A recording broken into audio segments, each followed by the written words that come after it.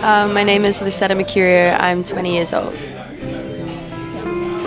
So the first question we've got for you today is, have you ever been in love? Yes. I've been in love, I think, 3 times.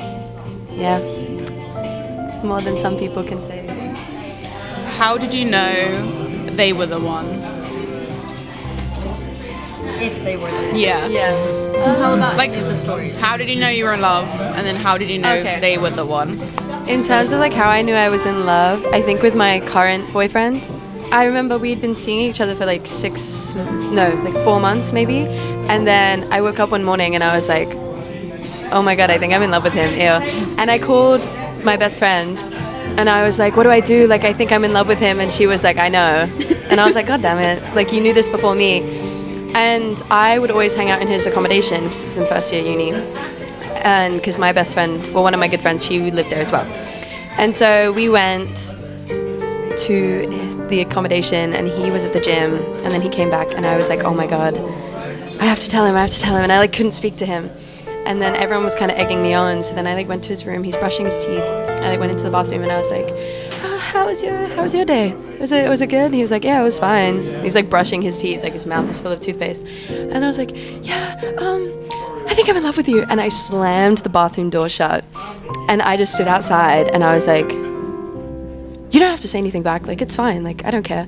And then I opened the door again. He hadn't said anything. He's there with his toothbrush. Like, I was like, okay, you don't have to say anything. I don't care. And he was like, oh, I've loved you since I knew you and things like that. And yeah. So, yeah. Do you think that they're the one? I think so. I think that we've been through a lot. And I think it's like the first time I can really see myself like, I've always been like with commitment, like a bit like, oh, well, I'm young and this, but with this, I'm kind of, it's weird, I don't really care. And I'm like, I can see this going so much further. So yeah. Yeah. What's a love you'll never forget?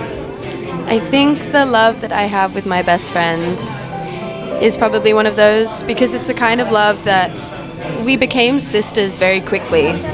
Not actually, but like in the sense that if we ever had a problem, we'd just tell each other immediately. If we felt as if like something was wrong and there's no time to waste and you just immediately would get it out, and we will fight like sisters, we'll argue like sisters. I remember people will come over to the house when we have friends staying and we're all just screaming at each other, but it's not in a mad way. It's just like that's our relationship, and it's someone that I would move countries for. I would do anything for, I think. So yeah. Have you ever been heartbroken? Yeah. Yes. I was heartbroken after my first relationship, I think, which was... How old were you? I was 16. Oh, I was 17? Mm-hmm. We were together from when I was 16, but I was 17. But, yeah, I'd broken up with him, so I felt kind of weird because I was so heartbroken, and then I was like, I can't blame anyone. This is my decision. And, yeah.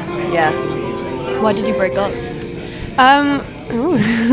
We broke up because there were some issues in the relationship anyway, but then it kind of got to the point where I was starting to fall out of love with him, and it didn't feel very fair to keep it going when I wasn't giving as much as he was. And yeah, like So you think that's changed you as a person? Yeah, I think so. I think that, I mean, the relationship as a whole was so important for how I kind of view relationships now, but also like just like being able to put myself first, I think, for the first time and say, I care about you so much, but I don't want to do this to you.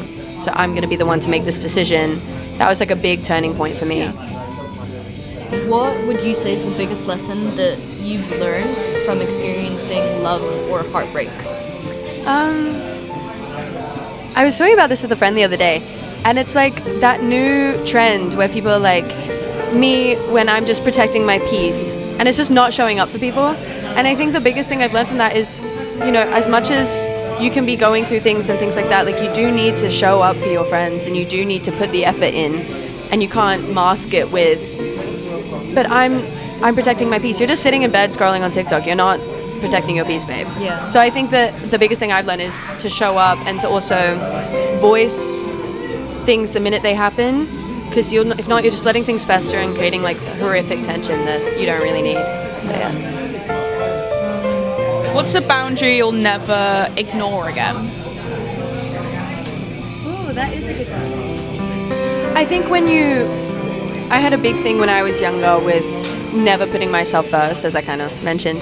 But I think when it comes to my relationship with my parents or with a friend that I had when I was younger, I let people go too far and tell me how I was acting and tell me how I was acting meant, and it would just become this kind of cycle of you're not doing enough, you're not showing enough, you're not showing up for me, you're not doing this, and it's like actually you're just taking so much advantage of me.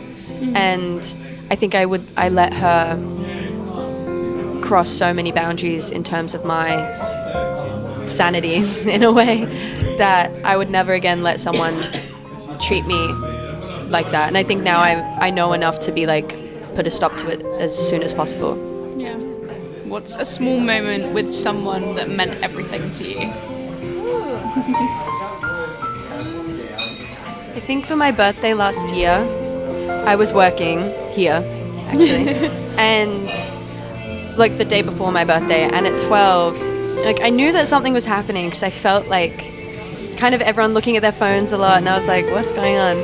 And basically my best friends and my boyfriend had planned this surprise thing, and they'd made lamingtons, 'cause I'm Australian, and like a ice cream cake because I don't like regular cake.